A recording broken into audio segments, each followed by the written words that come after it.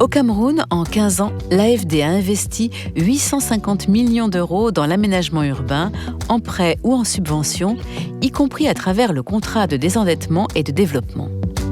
Une intervention marquée par une diversité thématique et géographique qui prend en compte les enjeux de durabilité. Le point de départ.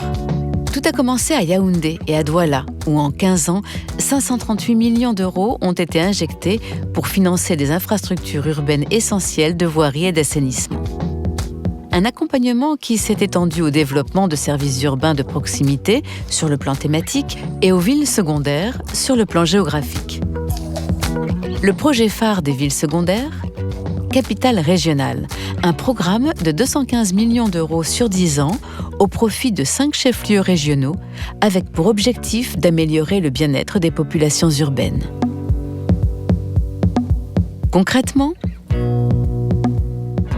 ça veut dire de grands ouvrages entrepris, comme les ponts sur le Wouri et sur la Sanaga. Des projets d'assainissement emblématiques, notamment à Yaoundé et Douala. 76 km de voiries déjà construits dans les grands centres urbains, 32 km à venir. 48 équipements marchands et 26 espaces de détente financés à Bertoua, Garoua et Bafoussam. Et des projets de transport rendant plus accessibles les villes secondaires.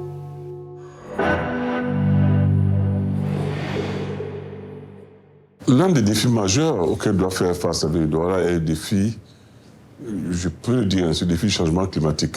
Il provoque chez nous la montée de chaleur, mais surtout aussi la montée des eaux, des inondations. Nous avons vécu l'année dernière, et cette année déjà, plusieurs épisodes d'inondations qui montrent très clairement que les changements climatiques vont de plus en plus impacter la ville de Douala. Alors, il faut attaquer ces problèmes-là pour rendre la ville résiliente, rendre la ville durable.